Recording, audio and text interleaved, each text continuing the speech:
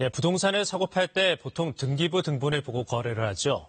그런데 등기부를 확인하고 심지어 국가 소유의 땅을 샀는데도 진짜 땅 주인이 나타나서 졸지에 땅을 빼앗긴 어느 농민의 사연입니다. 취재를 해보니 등기부 제도상의 근본적인 문제가 있었습니다. 백인성, 김수현 기자가 전해드립니다. 경기 평택의 한 토지입니다. 483제곱미터 넓이의 이 땅은 원래 국가 땅이었다가 2014년 민간에 매각됐습니다. 두 번의 손바뀜을 거쳐 마지막으로 땅을 산 사람은 옆마을에 사는 농민 강모 씨 부부. 하지만 강 씨 부부는 2016년 땅을 산 직후 청천벽력 같은 소식을 듣게 됐습니다. 자신이 진짜 주인이라며 땅을 돌려달라는 사람이 나타난 겁니다. 말은 하네요. 날벼락이 좀 무슨 소리냐. 이렇게 저희 다 확인하고 등기부상에 아무 이상 없고 국가에서 귀속된 땅에서 이렇게 왔다는 거 이거 분명히 확인했는데. 알고 봤더니 국가가 토지 주인이 아닌데도 이 땅을 판 겁니다. 이 토지는 원래 1948년 친일재산 귀속 당시 일본 사람 재산인 것으로 파악돼 국가에 귀속된 땅. 하지만 주인은 우리 국민이었고 땅 주인의 후손들은 국가를 상대로 땅을 돌려달라는 소송까지 냈습니다. 결국 정부가 1998년 패소해 확정 판결까지 나왔지만 어찌된 일인지 등기가 이전이 되지 않은 상태였습니다. 이 상태에서 정부는 2014년 땅을 경쟁 입찰로 소유권을 넘겨버렸습니다.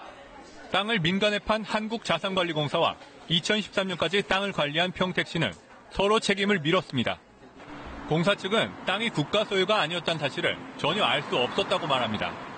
애고절적으로 줬어야 됩니다. 국가가 패소한 사실이니까 저희가 국가 땅이 아니잖아요. 저희가 인지하지를 못했던 거죠. 평택시는 공사로 자산을 일어나가는 정부 지침에 따라 땅을 넘겼을 뿐이라고 말합니다. 우리가 관리할 수 있는 권한 자체가 없는 거예요. 판결이 됐든 진행 중이든 그런態度자체를 정말 저희는 일어난 걸로 알고 있거든요. 그거를 제외하고 넘기는 것 자체가 안 되는 거죠.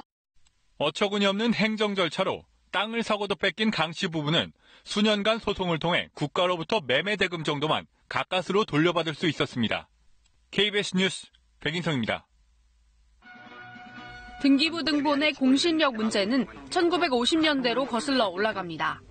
해방 이후 전쟁까지 겪으며 등기부가 사실과 다른 경우가 많았고 그래서 대법원은 당시부터 등기부를 믿고 거래한 당사자보다는 진짜 권리자 보호를 우선순위에 둬왔습니다. 이후 70년에 걸쳐 국가가 관리하는 등기부 제도가 정착됐지만 아직도 부동산 거래를 할 때 매각자가 진짜 소유자인지 확인하는 책임은 오롯이 개인이 져야 합니다. 등기부에 기재되지 않은 원래 땅 주인이 나타나면 땅을 돌려줘야 한다는 이야기입니다. 대법원에 따르면 매년 위조 등기 신청이 20여 건에 달하고 이로 인한 피해도 심심치 않게 발생하지만 결국 모두 개인이 감당해야 합니다. 억울하겠지만 그 원래 땅 주인이 나타나서 내 땅이다라고 얘기를 하면 대항할 수 있는 방법은 없는 거고요. 사기에 의한 불법행위 소송을 진행을 할 수가 있고요. 그리고 만약에 매매 대금이 있었다면 매매 대금을 돌려달라는 반환 소송이 가능하고 이에 반해 독일과 영국, 호주, 스위스 등 해외 여러 나라는 등기의 공신력을 인정합니다. 독일은 부동산을 산 사람이 등기가 실제와 다르다는 점을 몰랐다면 부동산 소유를 인정합니다. 또 등기를 믿고 거래했다가 피해를 입은 경우 보상을 해준 후 나중에 등기를 가짜로 만든 사람에게 국가가 돈을 청구합니다. 피해자 보상을 위해 등기 수수료의 일정 부분을 떼어 만든 보증기금이 있는 나라도 있습니다. 국가 세금으로 등기부 제도를 관리 운용하는 만큼 국민이 이를 신뢰하고 개인에게 피해가 가지 않도록 제도를 정비한 겁니다. KBS 뉴스 김수연입니다.